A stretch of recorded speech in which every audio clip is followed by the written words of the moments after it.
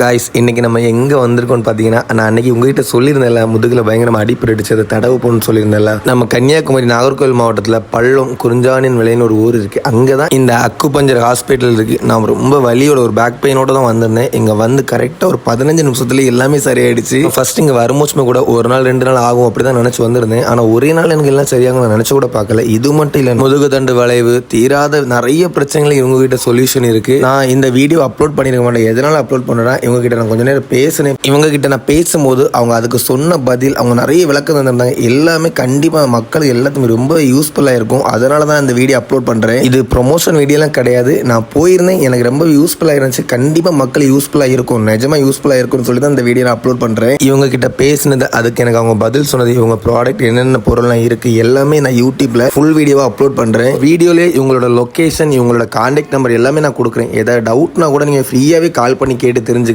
நிஜமாவே எனக்கு தெரிஞ்ச பெஸ்ட்டு தான். நீங்களும் வீடியோ பார்த்து தெரிஞ்சுக்கோங்க காய்ஸ்.